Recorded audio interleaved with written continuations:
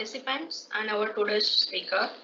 Today is our first lecture on online faculty development program. The speaker of today's session is Seema Saxena ma'am. She is resident faculty at NIFT, soft skills facilitator, management advisor, life coach, certificate director interested in board evaluation and CSR author. Today's our session is live on Facebook page of Knowledge Consortium of Gujarat. Now over to you, ma'am.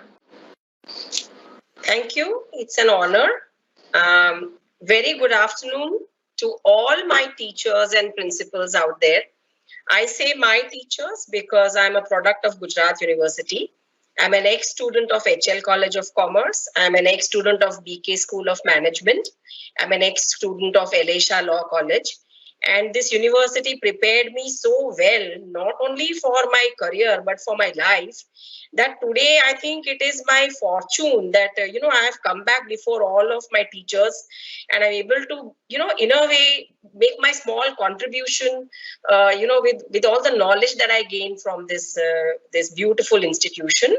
I'm a very proud student of Gujarat University, and today is a very proud moment for me that I'm able to conduct this program on commitment for you. It's an honor to be before you, and without wasting much time, let us get into the subject right away. Now look at this topic, commitment, or this word commitment, and immediately we wonder that how do we relate to the word, or when we talk of commitment, or when we talk that so and so person is very committed, or we say so and so lady is not so committed, what are the thoughts that come in our mind? Usually we will relate to things like, certainly when somebody doesn't show up on time, or when someone is not able to manage a deadline. Those are the moments when we think of commitment normally. Also in resumes, you will find that when we want to give our strengths and highlight our fortes, we talk about commitment.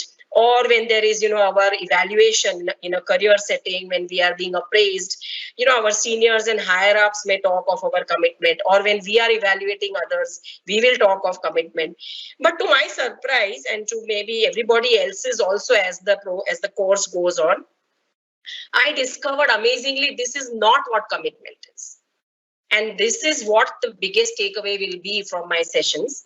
Actually, commitment is a state of being. Yeah. So let me quickly try and, put a little slide for you for your benefit. And let me dive straight away into the subject. So once again, it is my pleasure to welcome you to this 6 sessions seminar. We are doing 2 sessions per day, so 3-day seminar on commitment, a way of life. It is facilitated by me. I'm Seema Saxena, going to be with you for 6 good hours. Thank you for being there up front. Let us get into the program focus. As you know, any program is designed with a certain learning objective in mind. So what I have kept in mind while designing this program and while researching for the content is that, that there are forces and properties of commitment. You will be surprised to know that, usually we learn the word forces and properties when we define some scientific term or a technical term, but even commitment has its own forces and properties, and they are very dynamic. So these forces and properties are dynamic enough to change so constantly and so frequently that we have to keep speed with it. And so the more we know the brass tacks of it, the better it is for us to stay committed. Now, when we say that these forces and properties are dynamic, obviously then in our becoming goal-centric, they have a crucial linkage, and they have a crucial connect in terms of what is enabling and not enabling. So essentially, it is about behaviors, emotions, and thoughts. It is the whole program is designed around all soft aspects of our inner self. So the behavior, the emotions, and the thoughts which we carry are important factors in our level of commitment. We may have enabling or not enabling emotions, enabling or not enabling thoughts, enabling or not enabling behaviors. And so put together, if we really go to see them, there is a personal behavior, there is a human behavior, there are emotions, thoughts, and there are crucial linkages between all these. So in our ability to be goal-centric, it's a very important, holistic approach that is called for, and which it borrows from our emotions, our thoughts, our behaviors. So what are the learning outcomes which we are planning to have from this program? For one, we need to know by the end of this program, and I'm sure you will also appreciate, is that there are a host of inner and personal factors, and they influence our level of commitment. Also, at what stage should you become responsive? How to be aware where your level of commitment is, and how to respond to it by taking the necessary steps to increase the level of commitment. And while doing all this, to constantly stay positive, which is extremely important, because commitment, if we really go to see, it's a personal state of being. So the ability to stay positive through all the dynamic changes makes a big difference. We are also going to see how we are able to identify what is it that we actually need to change, and which are those aspects of my commitment which require to be, maybe fine-tuned. I like to give this example of, when we travel, say we have a vehicle, and we sort of are, we are facing a breakdown of whatever sorts. It is very important, if we are alone on that road until the time help comes, to be able to figure out, either we wait for help, or we figure out that what might be the issue. And fair enough, it could be an electrical issue, it could be something else, but we need to know what to improve. And I think this is what the program will help you look at, in terms of, what do we need to change when it comes to our attitude and our state of being with response to commitment. Also, finally, we need to know that it is we who control what it takes to continue to remain goal-centric or to remain, committed. Okay.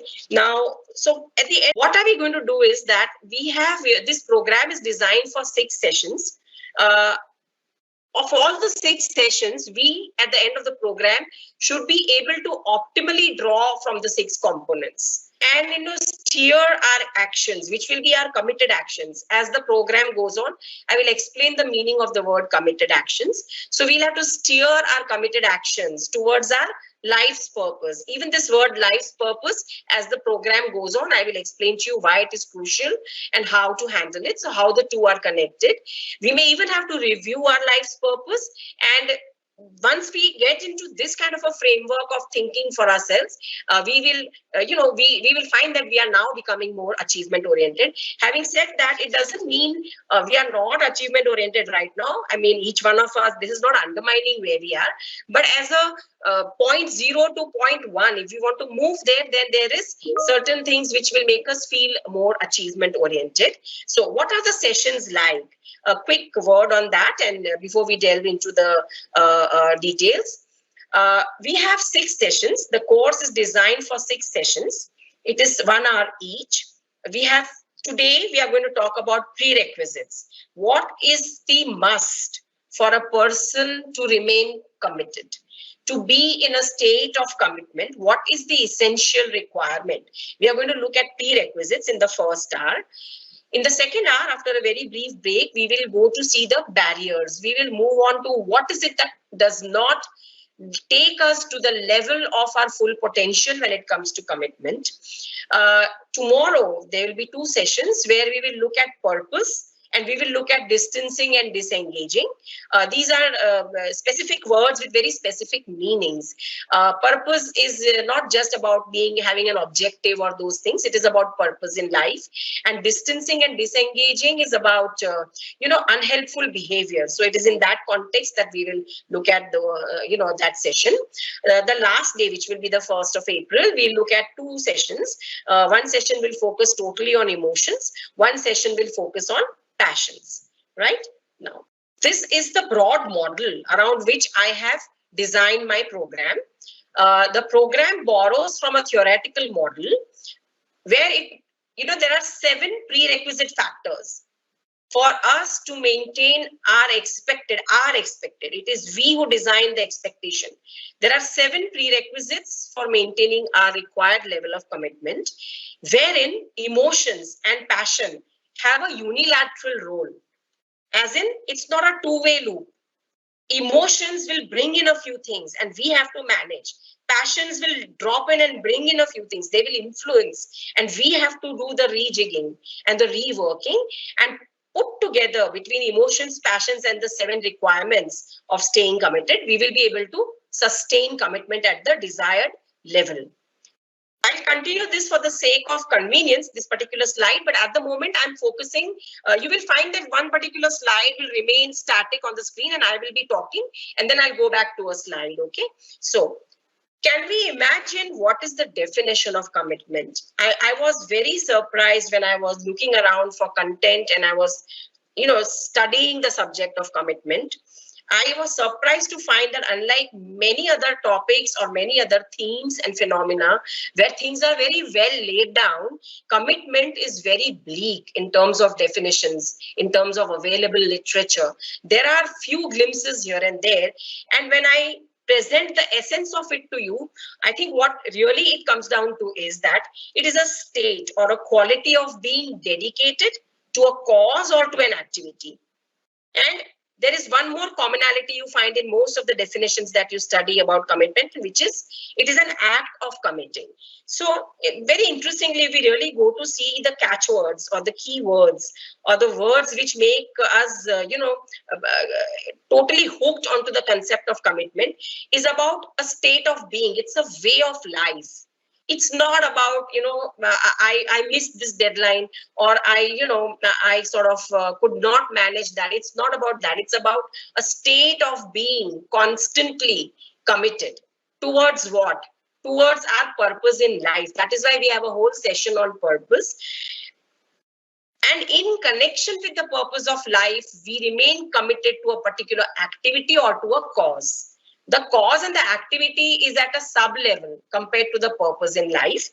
And it's an act. So if we really go to see what are the things which we need to be very acutely aware about in order to get into the zone of commitment, there are some key words again. One of them is responsibility. Another is adherence. Another is task. One more word is pressure. There is allegiance as another component of commitment. There is a component called devotion. There is a whole area of commitment which has to do with attentiveness. So I'll reword all these again. There is responsibility. There is adherence. There are tasks. There is allegiance. There is devotion. There is attentiveness. And not to mention, not in the least, is the pressure.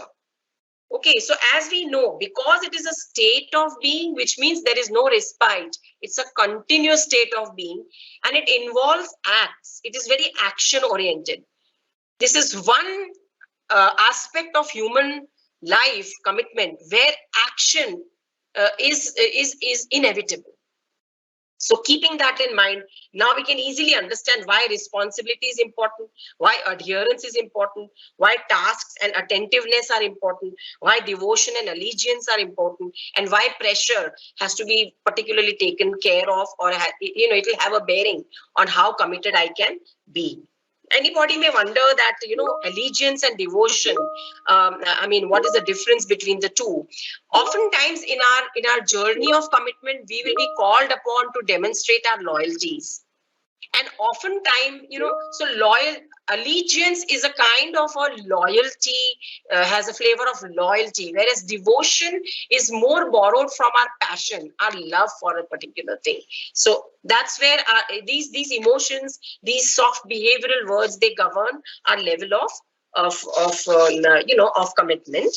Now, as I said, in this session, we are going to look at 7 particular prerequisites, which are essential factors of commitment. I will just elucidate them, or I will enlist them one by one. The first one is purpose. Purpose here means purpose in life. The second one is now, N-O-W, now, which means the present moment. That is another very important prerequisite for staying committed. The third component or the third prerequisite of staying committed is the self and your connect with yourself. The fourth one is acceptance. Now, acceptance here is not the general English meaning of the word, but it is more about, unfavorable scenarios or discomfortable or uncomfortable situations or emotions which are not the kinds we like. Those, how do we accept them? This is a connotation with regards to them. So acceptance, distancing and disengaging from all these uncomfortable emotions, thoughts and behaviors. So distancing and disengaging is the fifth important ingredient, which is a prerequisite. Personal values. Values are of two types. When we go to values, I will tell you more in detail, but both the types are extremely essential in order to stay committed. It is the personal values which connects with the purpose in life. So that is why personal values are a must. Very often we may have to work on the personal values in order to get our fix on the purpose in life. And last but not the least, the seventh requirement or the essential, essential, I may say, attitude which we need for commitment will be pertaining to committed actions. As I mentioned a little while earlier, committed action is a very specific meaning word. Usual English connotation is, that I am committed with my actions. But here the committed action means an action which is in sync, in congruence, is aligned with the values, the personal values. So any action which is aligned with the personal value becomes a committed action. So how do we stay committed with these prerequisites? How do we make sure that we are committed? Let us look at purpose, the first essential requirement, purpose. Now, purpose is, as I said, not just an objective or an end. So it has to be compelling. Compelling means it has to go beyond yourself. It must have, an impact on the world. It has to have a very larger area where you will leave your mark. So it needs to be compelling enough for you to give you enough sense of accomplishment, to give you a sense of being meaningful, so that it becomes meaningful for you. And its impact and consequence will not just be on you, but on the world. So very often, when we use this word midlife crisis, or we suddenly in the middle of having started our careers, for instance, or begun the journey of life after 8-10 years of maybe the first job or the first career, or maybe a marriage, we suddenly feel flat. That is because the purpose in life, which has to go beyond ourselves, probably that's one place where we should search for some answers. So I think purpose here, what I'm trying to indicate is that purpose normally is extremely progress oriented. It is directed at an accomplishment which is very progress oriented. So for that, purpose has to go beyond us. It has to look at a larger impact area. There is a hierarchy when it comes to purpose. The hierarchy, usually somebody will say, okay, I have got my goals very clear, so I'm very purposeful person. But theory indicates something else. The theory of human behavioral sciences, they suggest that it's not so simple. Actually, your immediate, what we call goals, like, in very simple language, we say, okay, first I'll get educated, then I'll get a job, very simplified example I'm giving. These goals are at the rock bottom. They are the first step for reaching the purpose in life, for getting into a zone of commitment. At the goal level, you only look at the core goals, but frankly, it is reverse. At the top, you have to right away start with what is the aspiration. It starts with aspiration. The aspiration gives us the direction in life. The direction in life gives us our aims, and the aims give us our goals. So if you really look at it from top to bottom, the hierarchy is purpose in life. As I explained to you, something which is going to impact the world. Very good example is teaching. We can say that I'm going to mold young minds, so it's impacting the world. So purpose in life with the aspirations. Now, if we look at, another example, not connected with us, let's take, somebody wants to have a illness-free world. So the purpose is, I want to leave a mark on the world, in terms of, I don't want anybody to be unwell. Okay, now, what is the aspiration? Aspiration will be, I want a disease-free world. The aspiration will give a direction. How can I contribute?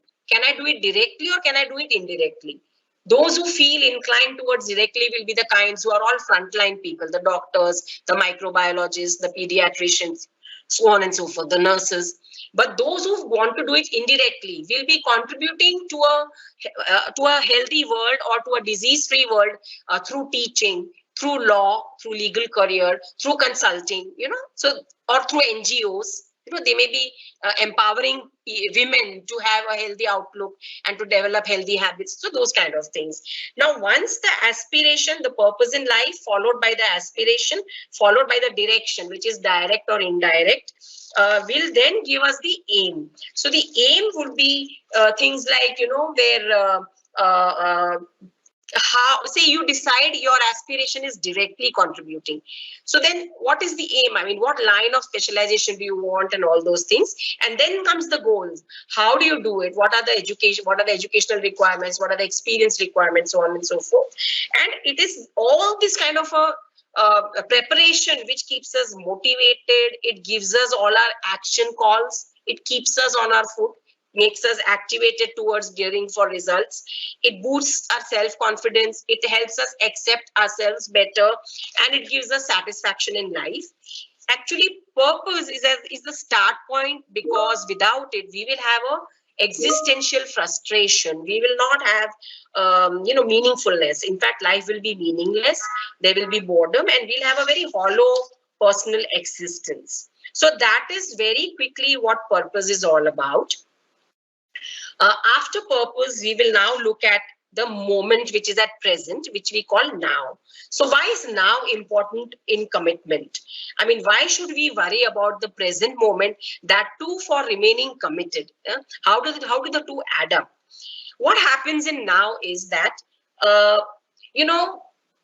to remain in the present, we have to have a particular state of mindfulness. We need to be constantly noticing when are we wandering, when is our mind wandering away, and we have to bring it back to the present moment. Why? Because the behavior which is required to stay committed, or the action, will be in the now. You and I cannot behave yesterday. You and I cannot behave tomorrow. You and I cannot even behave today. We can only behave now. It is the moment, the present moment, which is very important. So we, through our thoughts, through our emotions, we have to be fixed and focused on the present moment. At the same time, what is happening in that moment, we should not be overpowered and controlled by them. We cannot, supposing there is a undesirable experience going on in the present moment, or there is a very happy experience going on in the present moment, we should neither call it good or we should neither call the other one bad. We should neither let these overtake us. We should just be aware of the now. It's like a very adhyatmic thing, which I think most of us in India understand, this particular concept, because our culture and ethos is very much tuned to all this. As a result, what happens? We get to know where is life taking us, what is happening in life, and what we want with life. So I think being in the now is extremely important to get that present gap and fix it with our goals and our actions, right? So hence, we have to keep our attention very flexible and bring it back to the present moment. Also, at the same time, one of the things which helps us remain, how do we remain in the present? One is, of course, if we notice that we are not attentive or our mind is wandering, we bring ourselves back, because we are our own teacher and we are our own guide. But there's another way to do it, and which is not to be fixated or be too anxious or worried about predicting what will happen. As in, typically what happens is, if I borrow an example from the academic world, so we have our course and curriculum to teach. Perhaps most chances are that we will have some research and some papers and other work going on to submit. There is a very likelihood that there is some, some co-curricular activity going on where the principal may have called us to contribute. Now, suddenly with so much happening, let's say my prime interest is research and somebody else's is teaching. And when we are called to do this third activity, which is like maybe Independence Day celebration or elections or whatever, what happens? Depending on where I am, whether I'm the teacher kind or the researcher kind, I start predicting that, I have so much to do and, ye bhi baki hai, wo bhi baki hai, those things then distract us. The basic thing that I learned from my entire readings in this subject was that accept that situation where I have been distracted away from my core focus. And at the same time, don't let what needs to be done, overpower you. So that is another way to bring you back into the present moment. You'll be surprised as the course goes, this particular ability to remain in the now, how deeply it is connected with having a state of being committed. Now, the other factor which I said among the 7 factors was the self, how you connect with yourself, right? So there are 3 types of selves. First one is a conceptualized self. Second one is a knowing self. And the third one is an observing self. Okay, so what is the conceptualized self? The conceptualized self is, it's all of us. Every human being has a conceptualized self. Nobody runs away from it. Let me give you an example. We all have our life stories, and there are themes with which we relate ourselves. And we continue with those themes for a long time in life. A good example would be if I was born and brought up in a village or a rural area, and then I did my graduation, etc., from, a local district level college, and suddenly after I became 20-30, I came to a big city, and then again I made it in life. There is a strong likelihood that, for me, the script of my life will be that, I come from a very simple background. I have worked myself up the ladder. I have come the hard way in life. Now, what are these? These are our life stories. This is a word for it, life story. These are our relational themes with ourselves. Now, this has a very important role to play in the extent to which we can sustain our commitment. Okay, so who we are and why we became the person we are is our conceptualized self. So what is the knowing self? There were 3 selves: conceptualized self, knowing self, and observing self.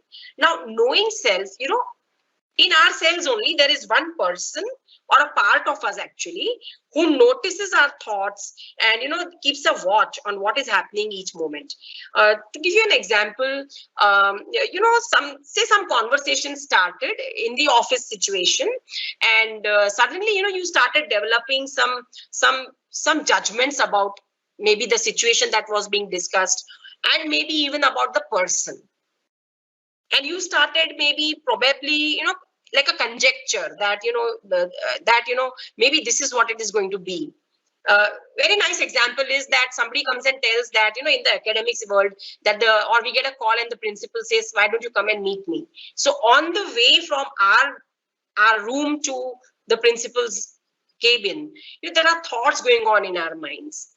Now, those thoughts that are happening, then we get into the meeting and we come back. But suddenly after we come back, maybe those thoughts were of a particular kind and the meeting turned out to be a different type. So those thoughts were like, oh, that was not worth it. Matlab, the meeting, say, in this case, probably was very positive, and you went with a lot of apprehension. So the thoughts were all apprehension oriented. So when you come back to your desk, you say, see what I was thinking. I mean, there was no reason for it. Maybe you're saying that to yourself. Now, who is saying that? There is a part of us. A part of us is watching and noticing what we are thinking. So that part of us is our knowing self. Okay. And then there is an observing self. So who is this observing self? A very nice example to explain to you the observing self phenomena is very simple logic that every religion has taught us that God has made us, and so we are a part of God, and being a part of God, there is a small God within all of us. This person can rise above us. This is the person who rises above us and tells us about neutrality, as in it is like our umpire, like apna, the guy who's taking call on all the shots and the wickets on the stadium. This is our stadium, and this is one person who's taking all the umpiring calls. Sometime during the day, this person will tell us, boss, like that is not the right thing to do. Huh? What you said was not right. Maybe you could have avoided it.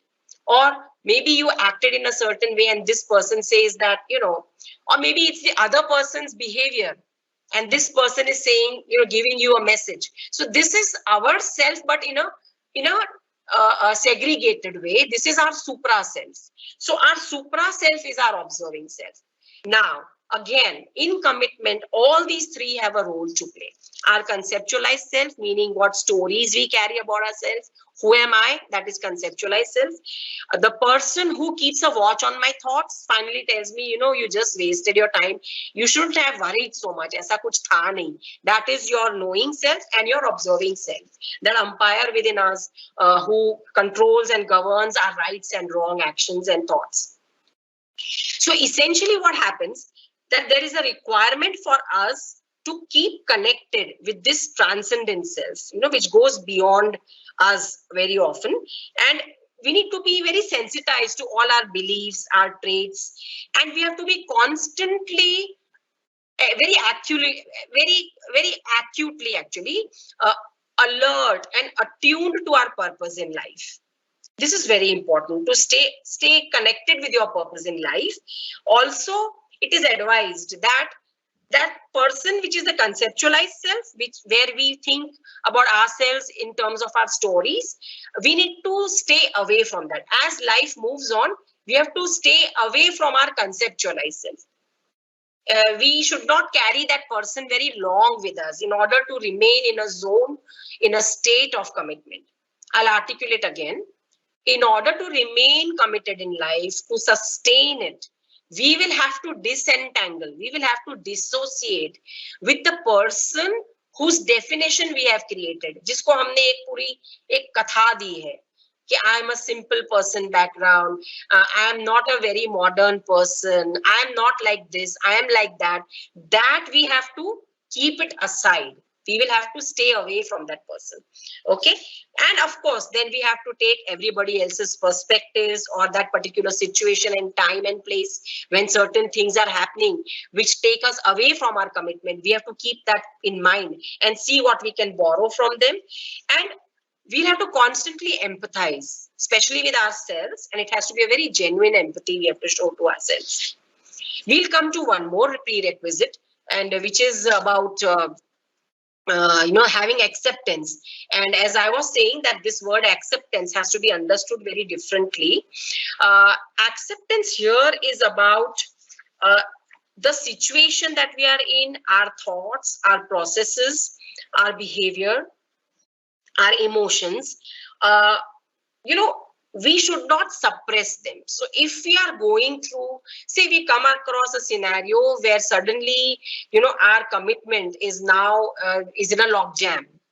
We are maybe, in the middle of, writing a paper, and some things have happened and there is, now a log jam. We are unable to, maybe we set a target that, we'll do this much and this much and this much. And now we find that no, some other priority has arisen and, that has suffered a setback. So we go through a lot of negative emotions. The idea in such a moment, because we have to sustain our commitment and not let it, bog us down, is not to get suppressed by such thoughts, not to even push it away. So we don't push it away, we don't escape from it, we don't suppress it. We just let it flow, we let it come and we let it go away. That is acceptance. So it could be any thought or any emotion which is coming in the way of our commitment. It could be discomfort, it could be unpleasantness, just general, something in the pit of the stomach which doesn't feel right. Any of those feelings and emotions which accompany such situations. So we let them come and go. We don't struggle with them, and we don't fight them back. We don't run away from them. And by doing so, we, as a result, don't give them undue attention, because if we do all this, then we start paying attention to them. So it is important not to give them too much attention. At the same time, in acceptance, we are taught that all positive emotions, we have to enjoy them, but without clinging to them. And all sad emotions, those also we should experience and go through, but without excessive fear or excessive worry of losing out something. So we have to, in acceptance, we need to go through a particular situation or an emotion or a thought or a comfort or discomfort, but not be too attached and not be too worried or fearful about it. And especially when they are painful or negative experiences, in order to have acceptance and to keep the acceptance quotient up, we must be very curious. Our attitude has to be that of a curious person who wants to really get into the depth of it. So have a curious inquiry, have a curiosity and an inquiry into that painful experience, and be flexible with respect to thoughts and feelings and memories. You need to be very flexible about it. Okay. So we have now looked at purpose. We have looked at, in terms of the prerequisites, we have looked at purpose. We have looked at the self. We have looked at how to, accept. Now let us look at how to distance and disengage, and see that, these unwelcome thoughts and experiences, they don't unnecessarily take away our energies and focus, and, and that we are able to stay, equally connected and equally disconnected. That is a state of being, right? So,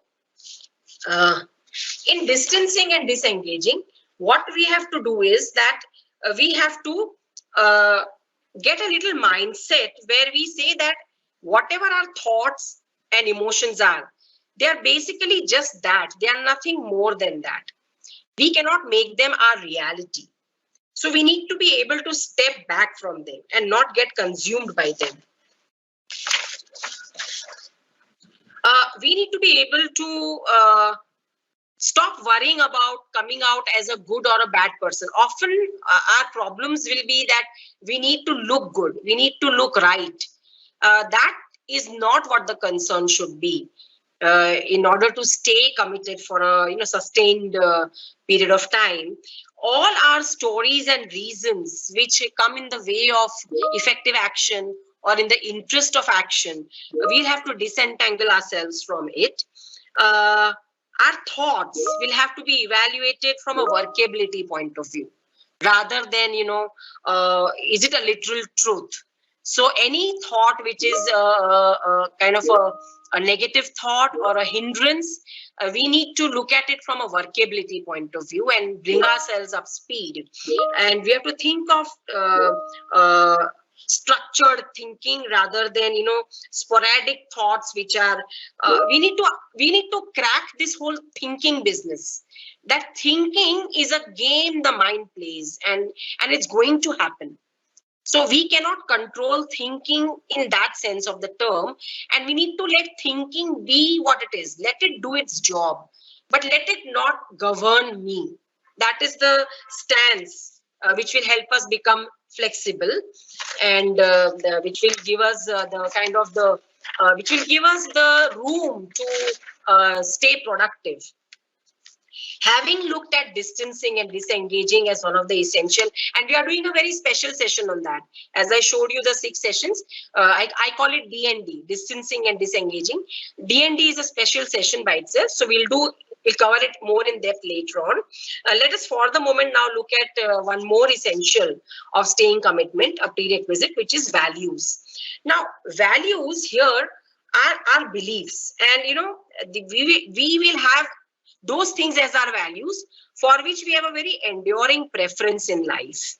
Okay, so they come from our beliefs. They are like principles, and they give us a sense of preciousness and importance. Okay, and all our personal values, they come from our ideals and our principles, and They are important guideposts. So when it comes to the way in which I want to achieve, it will be our personal values which will give us the bearings. Now, you see, how does values connect with commitment? Somebody may wonder, "Ke theory ja kahan rahi hai?" So values, you just imagine an air picture that values is here and your purpose in life is here. So somewhere in between these two is goals. The goals have to be fulfilled. And for fulfilling goal, which way, what is the path? So your values connect with goals through the path. The values give the path you will follow. So this is the reason why values connect with purpose in life, which ultimately connects with our ability to stay sustained with commitment. Okay, so for goal fulfillment, our values, they provide us with some of the very important things which keep us going. For instance, they provide us the motivation. Whenever we feel very pepped up, in fact, just sit back and think, why did you feel pepped up about certain things? Sooner or later, you will find that they go back to you. The real joy that you get out of, and that which gives you motivation, somewhere deep down was one of your personal value. Okay, so it gives you your motivation. The values give you your choices. Now, normal life, we don't think this way. We think that, I'm a very, how should I say, a mature person who knows how to evaluate pros and cons, and then I take my decisions. Okay, that's it. But at the back of it, subconsciously, it is your values, your personal values, which give you your choices, from which you choose and from which you do your decision making game and action game. So obviously, when it gives you choices, if personal values are giving you choices, your decisions also are coming from them. Then naturally, your actions also are coming from them. The moment you act, your behavior is also involved, and your behavior is also governed by your values.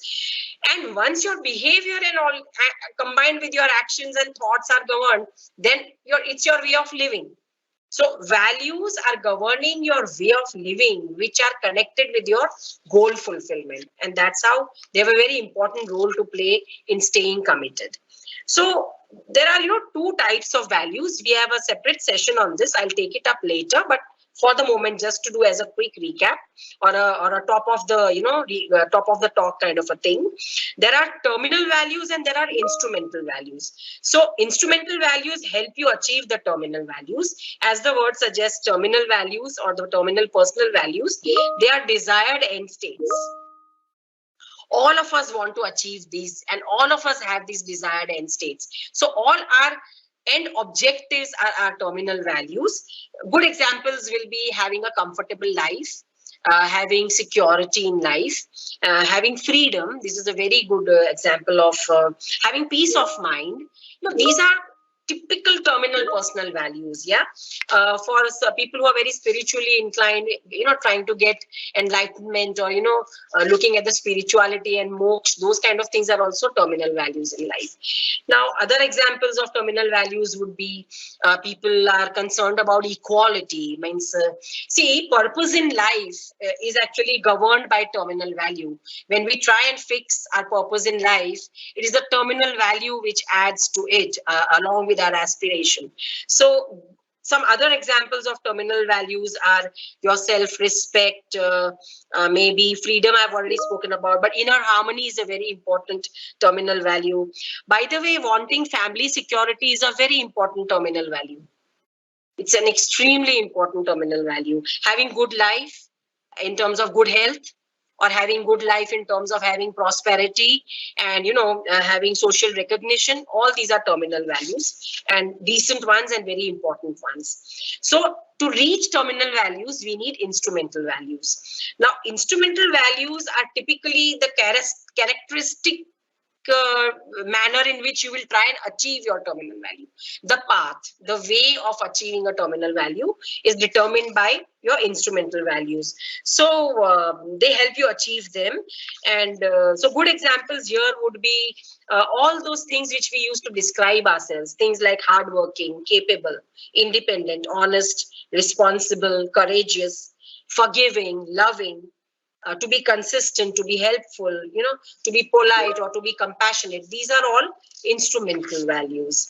Now, getting into values, what is it that is so different about values when it comes to commitment? What happens is that our committed actions are taken with respect to our values. And that is one more important step in the journey of commitment. So values are extremely essential for compliance, but as in we need to adhere to our values. But from what standpoint? Not through a compulsion, but more intrinsically. Since we'll have our values, we will like to own up for it, or we would like to stand up for it. We should not get into adhering to values like a per force thing, or maybe because it is something that it is best done. Not that way. It should be with a full sense of ownership. And so it is very important to have a very clear sense of our values. If we don't have a very clear sense of our values, then we will feel forced to stand by it, and that may not help us have a very peaceful journey or a harmonious journey of commitment. And values are not goals. We need to be very clear. Values will help you achieve goals. They are not your goals. And lot of times when we need to remain in the present, remember one of the factors I said that is a prerequisite is being in the present moment. It is the values which help you remain in the present moment. So with this, we come to one more advantage or one more benefit of having personal values. In the journey towards commitment, what happens? Our sense of direction is controlled by our values. It is the values which tell us what I need to pay attention to, what I need to ignore, and my ongoing path, what path I want to take, should I change the path, all that, is governed by my values. Because they have the ability to tell us what path to go, they give us a sense of certainty. That's the second benefit of having good values in our kitty, or being value based. They help us sort out our priorities. When two competing priorities are there, it is your value which will help you stay focused on what is more important. And it will help you focus on the journey rather than be worried about the destination. So this is one more thing about being committed, where your focus is going to be on the journey. In fact, it's going to be more on the journey and less on the destination. And, the entire momentum which is required to remain, just that particular energized level of commitment, it comes from our values. And see, very often we will see people, who we will wonder that how they continue this way. I mean, we may have seen so many such examples. Like the other day, I was watching a clip, and this is about one of the places in Japan where it snows and it's minus 30 degrees. And there is this small village, and because it is very cold, now the whole village has been deserted, except for maybe she's close to 90-year-old woman. In the entire village, where houses are all broken down, it's like what we use in our Indian language, totally bhutia types, that type of a village. There is only one lady, and you can see her using that mechanized axe to cut off the ice and everything. But she's staying put simply to look after her fields. So her husband is no more, and her husband would look after the fields. And now she's looking after the fields. She says it's important because they grow things on the field, and that's what should be there. This woman is about, I cannot leave my village. I should not leave. Now, I'm talking from a values point of view, that how can we be so motivated that we don't give up? I think that I wanted to just share this little thing that I saw. And so it comes from values. Somewhere down, there have to be some values. Even in our Indian examples, we have so many, of course, freedom fighters for sure. But even in contemporary days, there are so many people who fight so well for a cause. And this time when the Padma Shri and other awards were given, we saw so many people from everyday walk of life.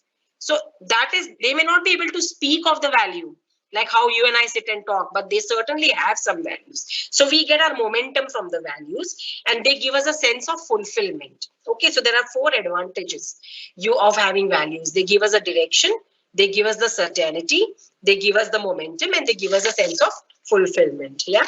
So with this, we come to the what we call is, the 7th prerequisite, or the last prerequisite, which is committed action.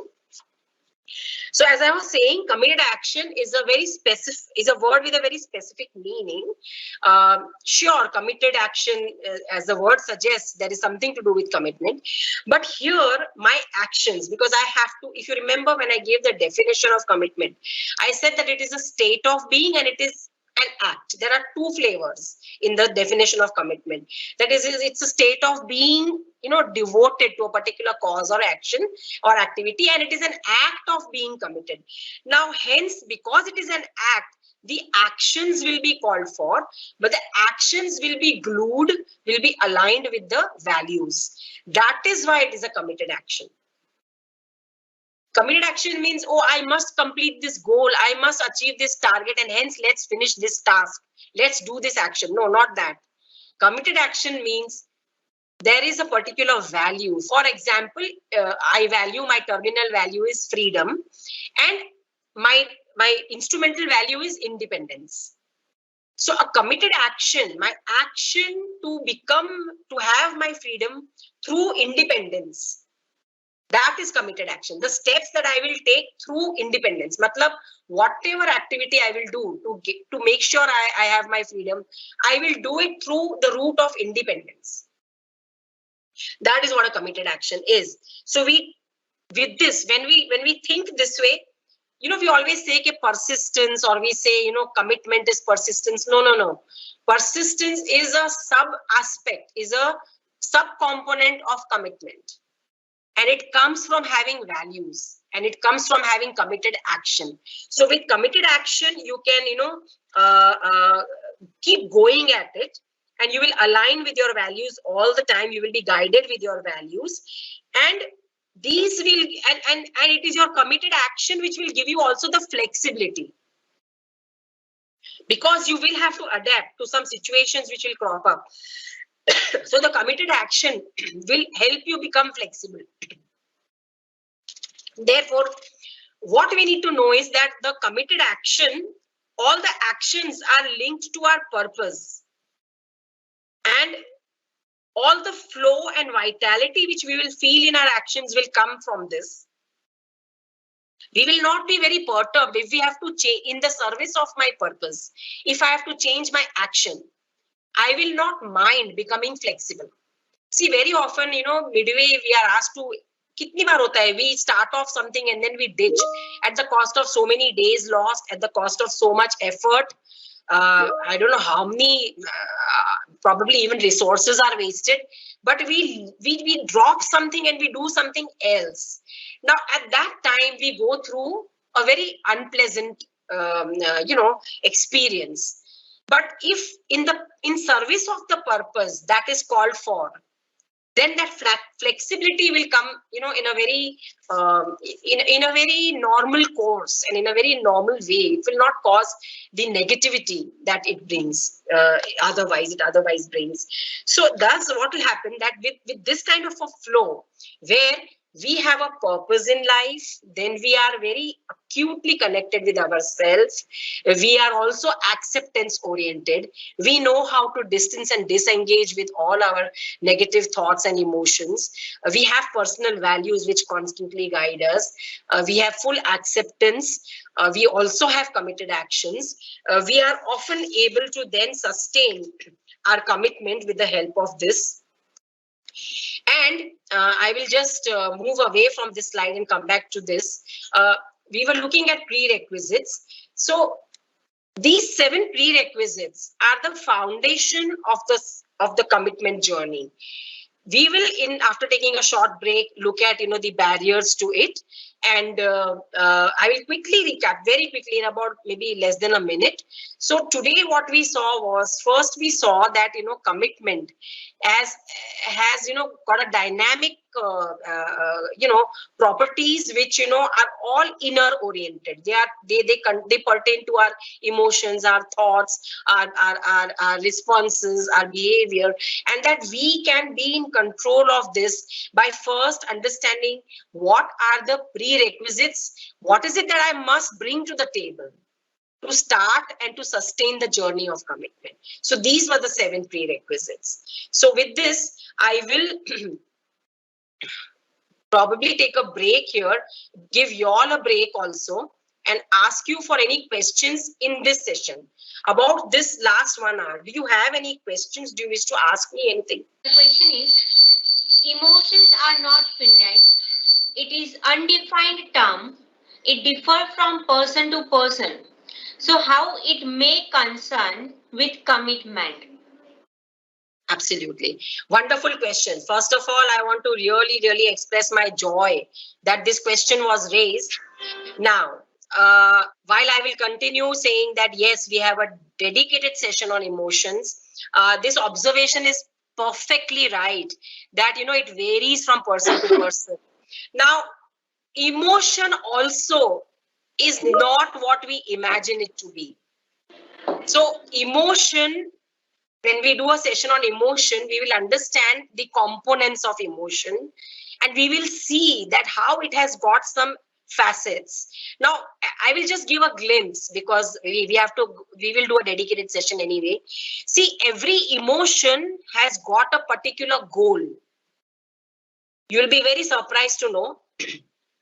Yes, I agree. Every human being's emotions, it's a huge, like a big color chart, like a big, it's a big template. But every emotion has a goal. And by the way, there are 32,000 emotions so far. Behavioral scientists have identified 32,000 emotions. So every emotion has a goal, and depending on what you are going through right now, it will influence your goal. For example, let me give you, somebody experiences fear. Then the goal of fear is to avoid. So in the realm of social psychology or psychology, every goal, every emotion has a particular goal. So I will even explain, I'll give examples of emotions. I'll be giving how they connect with goals and how they impact our in the journey of life, in the journey of our career, in the journey of what we set out to do in life. Emotion is the one and only, finally, when the course is over, probably we will feel that, yes, it is emotion, passion, and values. Of course, purpose in life, without it, there is no point. So right now, to the person, to the lady or the gentleman who asked that question, I will say that emotion, there are various types of emotion. Every emotion has a goal, and emotion through its goals, because it has a goal, it influences your choices, it influences your decision making.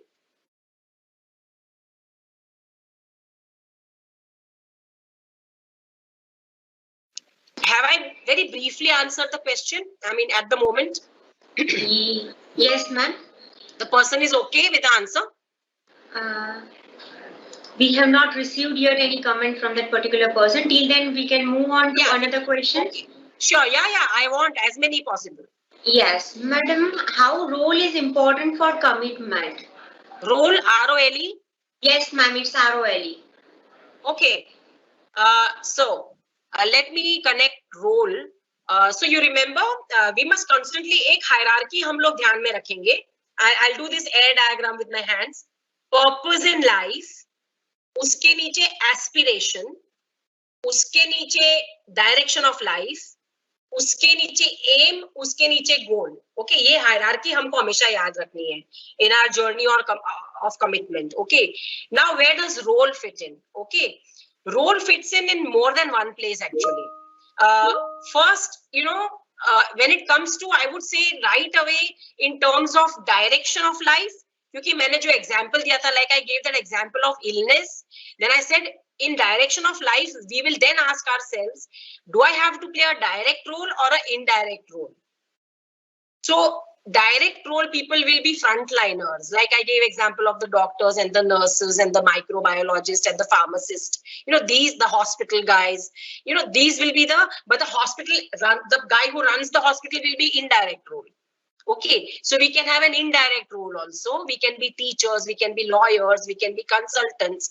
I can be if I supply medicines, then I'm also still making the world illness free, but I'm having an indirect role. I'm a pharmaceutical company, or I am maybe transporting medicine, so I'm a transporter.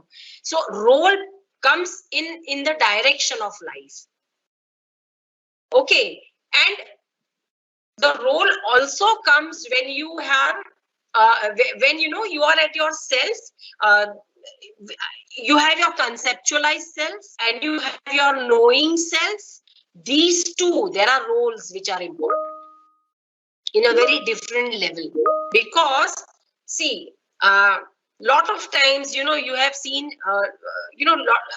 the story about myself, what I carry as my theme affects who I become in life. So maybe because I became a teacher, or because I became a doctor, or because I became a nurse, there was some reason behind it. Of course, not everybody has to do it because of a story. Ho sakta hai I'm just very impressed with a nurse and I want to be a nurse. Okay, but if we have a story, wo hamari jo life theme hai, hamari apni story hai, there is a role over there. Our role and a influencing role. There are two roles over there. Now, this conceptualized self plays a very important role in the purpose in life, in helping me stay put with my purpose in life. So that is where role becomes very important.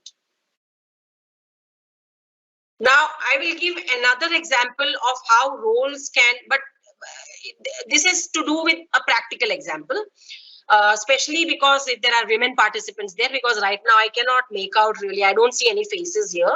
So if I have got women participants, or even men for that matter, why not? So role, I'm a mother, I'm a father, I'm a son, I'm a daughter, I'm a grandfather, I'm a grandmother. I mean, ho sakta hai, there are right now people here who are participants who are all of these. Okay. And I'm also doing a job, like I'm a professor, or I'm, so these are my multiple roles in life. And I have this journey of staying committed, right? Now, committed in what? Is it about in what proportion, or is it role-wise? I mean, do I have a commitment? Is it that I have a commitment as a professor, and I have a commitment as a wife, and I have a commitment as a son? Is that how it is? These are roles, right? So the answer, I would like you all to figure out the answer. But if it is about purpose in life, and it is about a state of mind, it's a zone in which you are committed, where it is a flow, you don't have to worry about being committed.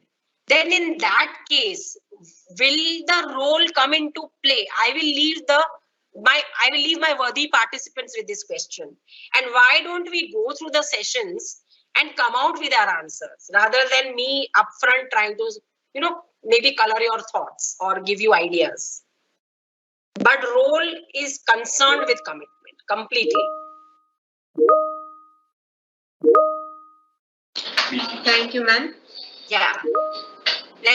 Pleasure's mine. Yes. Very nice questions. I have to appreciate both the questions. I simply enjoyed answering them. Is it possible that without value, person is committed? Oh, wonderful. I would say no. Not possible. Because let us go backward. Ulte chalte hain. I want this person, the gentleman or the lady who asked this question, to imagine somebody they know कि जो उनको लगता है is a very committed person, some such person. उसको ध्यान में रखिए, and we'll go backwards. ठीक है? Now, this person who you feel is a very committed person and you emulate, or you feel कि हाँ यार वो बंदा really या बंदी that is a very committed person. If that is what you're feeling about that person, try and see, is it possible for that person not to have values? Secondly, let us take a very corrupt politician. You know, because we are asking, is it possible to be committed without having values, or are values required for being committed? So let us take two examples. One is this person you really emulate, who you feel is a committed person, and will that person, is it possible कि वो person के पास values है? And let us take this so-called politician जो बोलता है मैं तो देश के लिए कुछ भी करूं, and we all know क्या चल रहा है उसके क्षेत्र में. You know, we know क्या है उसका personal values, right? Now, why I am saying that it is not possible to be committed without having values? Because see how values are connected. Again, I will do a हाथ से, I will make my hand movements. यहाँ पे values है, यहाँ पे purpose in life है. Okay, ये value है, ये purpose in life है. ठीक है. अब ये purpose पे तो ऐसे तो होने वाला नहीं है. Goal तो achieve करना पड़ेगा ना. We have to achieve the goals, right? When we achieve the goal, we will move and progress towards commitment, right? Supposing there are 20 things to be done, we'll finish one, we'll finish two, correct? So we'll make progress, right? But to do the goals, to act, there will be a particular manner in which we will act, right? Now, to do that manner, the way in which we will achieve it, there will be terminal values and instrumental values which will give you the call shots. They will give you all the call shots, right? So a good person will have all the ethical values that we know about, and there is no other way he or she will work other than without values. But then where does it bring us in terms of this corrupt person? Do you think he's got values? What value can this corrupt man have? His own personal, huh? His personal, see, values are personal. Okay. So at his personal level, by any chance, is this man having, or this woman, because even women are corrupt these days, aisa kuch nahi hai.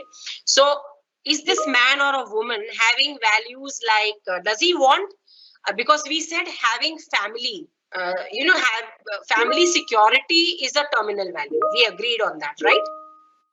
Is it possible this man's one and only value in life is family security? Is it possible? See, because they say, there is that Maslow's theory of, evolution. Human beings have different levels of growth, or, coming into a state of being, right? Somebody is more evolved, somebody is less evolved, right? So obviously, he is less evolved compared to the other person who had all the virtuous goals and all the virtuous, all the ethical values. But this guy, it is quite possible that he has family security as a terminal value. His instrumental values were not right. That is why his path has been full of these, wrongdoings. So, although he's on the wrong path of life, he's in our eyes, he's not somebody we want to emulate. But there is some value every person will have some value or the other. That is what my contention is. Some people have lower order values. Some people have higher order values. Not everybody will have family security as the one and only value. Even if you have it, you will still want, maybe you want to look at equality, or you want to look at, maybe some social recognition, correct? So, those kind of things. So lower order needs and higher order needs, depending on where every human being is, unke values ya to atak jate hain ya fir evolve hote hain. So chances are there are these atka hua insans who have, a very low order, very low level of a value, but he must have a value. I think I would like to answer it that way. Basic emotions are same for human being in any corner of the world, but they are circumstance driven, and so they differ in expression. How expression of emotions impact your commitment? Okay. So you remember I in the first question जो emotions पे आया था, I had said every emotion has a goal. So here the person who has used the word expression, correct? The contention is that in this question that emotions are fixed in the whole world, but they are expressed differently. I think that is what is being said, right? तो वो जो expression है ना, that is the goal. I had said that every goal has a every emotion has a goal. Now that goal is the expression. Like when I said, when you are afraid, when there is fear, you try to avoid. So what will your expression? That goal will give you the expression. You will stay quiet. You will not attend the meeting, or you will not show, from your face and your eyes and your non-verbal communication, you will not show the concurrence. You will show disinterest. Correct. So I will only fine tune this slightly by saying that so every author is entitled to their opinion, but so basic emotions now, as I said, they found out 32,000 emotions. So basic, yes, there is a basic. मैं आप लोगों को हमारे as we go forward हमारे course में है emotions के जो हमारा session है, in that I am going to take you through various types of the basic emotions. Okay, actually emotion कैसा होता है? There is you can take a scale. Say joy, then joy is made up of some things. So I will tell you, you'll be, it will be an eye opener what joy is made up of. So joy के सामने एक negative emotion होता है. So it's a continuum where there is positive and negative, and there is a wheel. There's a circle of emotions. Okay. So now every emotion, yeah, there are 32,000 identified, of which there are basic emotions. And basic, so the author is right that there are basic emotions. Social scientists have identified it, and that they are expressed differently. But why are they expressed differently? Because each emotion has a different goal. And so the goal governs the expression. So that is one part of the answer. Now the second part is, okay, if the expression is different, तो उसको commitment से क्या लेना देना है? Now, there are two parts of this. One, expression. When you say expression, means visible to the outer world. Correct? I will focus more on within yourself.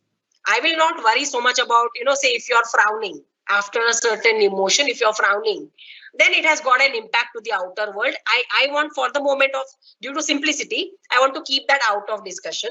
I want to focus on what is happening behind the frown within you and how that is connected with commitment. Okay, so within you there is discomfort, there is unpleasantness, simple words mein bole to. Now what is happening at that point in time? Let us say this ये जो situation है जहां पे आपको emotion में आया, आपको frown करने की नौबत आ गई, which means some anger is there, some displeasure is there, some uneasiness is there, unpleasant है in short. Let us say कि ये कैसे बोले तो, let us say you were called for, you have to do this, all colleges have to do their national accreditation exercise and all happens, am I right? Let us say you are involved in that, right? And this particular thing has come, there is some development when you are doing that exercise. Say you're discussing, wo inspectors aaye hain and they have come to your college, and you are driving home some point, and that point is not being either accepted or they have counter argued or whatever, So in that situation, now see, it is in your journey of being committed. This has happened in your journey of a particular goal you wanted to achieve to sustain your commitment, and you are now going through that unpleasantness, right?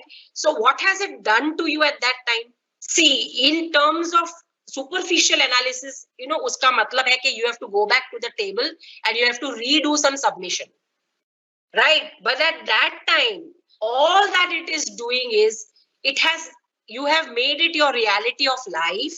You became slightly distracted. You were not able to give your best as a result of that. it sidetracked you. Instead of staying focused on, because it is written on the wall कि वो inspector है, वो नहीं ले रहा है आपका submission, उसको थोड़ा change करके देना है. So you have to find a way out. Either you give or you convince him, but a way out has to be found. So you went through all the unpleasantness, no? Now what other things it did to you? You see, you got fused. Abhi, I'm in this session. The session that is coming, I'm going to use the word fused, which is a barrier to commitment. So you went head on. You head on went into a barrier. Your barrier was fusion. You got fused with that negative thought. And it did not allow you to take the next step. At least there was time loss. To say the least, you lost some time. You had so many things to do anyway. It is not that doing the rating of the college or the institute is the only thing you have to do. But you lost time because of that. So am I making my point?